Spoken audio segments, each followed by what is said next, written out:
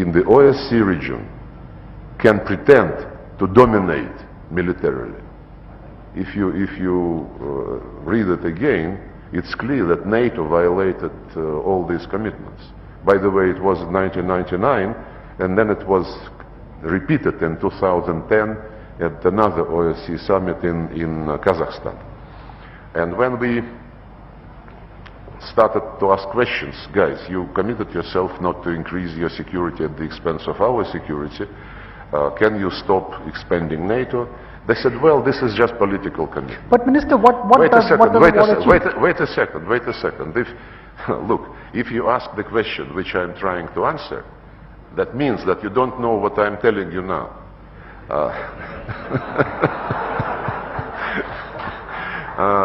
So when we said, okay, you said this is political commitment, let's make it a legal commitment, let's put all these principles in a legally binding treaty, indivisible security. You know what they told us?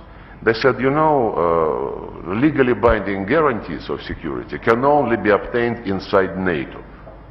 Just looking into our face. We told them, look, President Obama signed this particular paper. Well, this is political commitment, forget about this. And then there was another legally binding commitment, I mean the resolution of the Security Council which endorsed the Minsk agreements. It was very, very astonishing that all those who signed the Minsk agreements, except Putin, publicly admitted that they never intended to implement this particular Security Council resolution. So,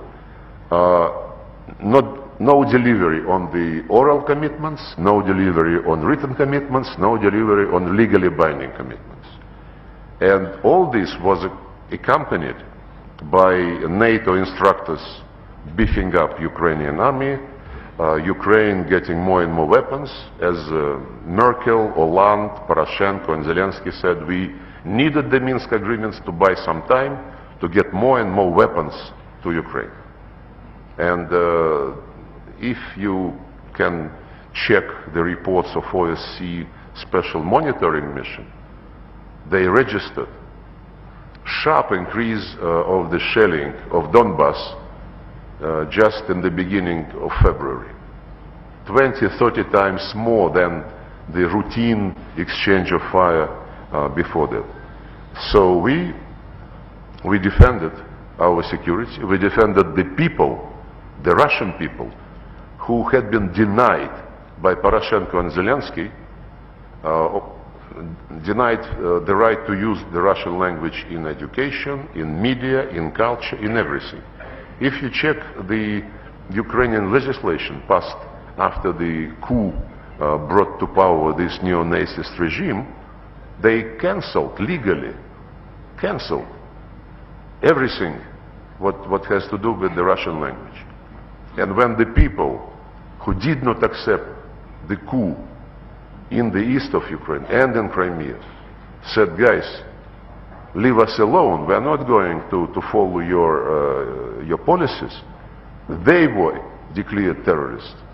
And it is the regime who started the war against these people. That's why the Minsk agreements were considered, you know, the way to stop this. And it was not very difficult to implement the Minsk agreements. It was about the special status for a small part of the east of Ukraine. Much smaller than the territory which is controlled by the Russian army now. Much smaller. But they didn't want to do this because the special status to be given to this small territory included the right to use the Russian language. And this in itself was considered a taboo by the Nazists who took the power in Ukraine through a coup. Then there was the right to have some local police, which is nothing unusual, and then the right to be consulted when judges and prosecutors are appointed for this particular region. By the way, this is exactly almost the same status as was promised to Kosovo Serbs in 2013 2 years before the Minsk agreements, this community of Serbian municipalities of Kosovo. The same stuff and the same trick. Cheating on Serbia in case of community of Serbian municipality of Kosovo, cheating on Russia in the case of the Minsk agreements. Special status for the Serbs in Kosovo, special status for Russians in Ukraine. In both cases it was the European Union in the person of Germany and France, and also the High Representative regarding the Kosovo deal. And I am convinced that just like they admitted that they did not intend to implement the Minsk agreements, they never intended to implement the thing they promised to Serbs in Kosovo. But the war, this military campaign, or whatever you call it, a war or enduring freedom operation, whatever name you may choose to call it, the bombing campaigns do not alter hearts and minds. They're the worst way to do it. In fact, they freeze people into positions, make further negotiations even more difficult. So where does this take us? Yeah. Tell me, when this conference started? What year? This is the eighth Raisina dialogue we are having. 8th year. So yeah. You started in 2014 or something? Yeah,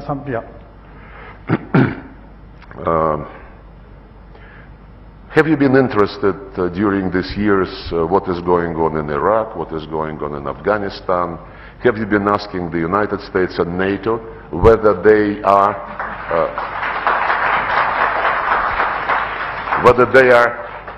certain of what they are doing? When they now Scholz, Baerbock,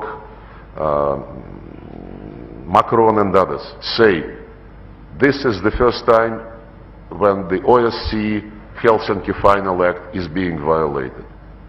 They don't remember about 1999 when Serbia was bombed, when Joe Biden, being a senator at that time, he was bragging that 1 year before the bombing of Serbia, I promoted this approach, and I believe that we have to bomb them out into peace. When Iraq was ruined as a state, after Colin Powell showed a vial with some powder, and then a few years later Tony Blair said, yes, it was a mistake, what to do? No, but that is a lesson which needs to be learned. Wait a second.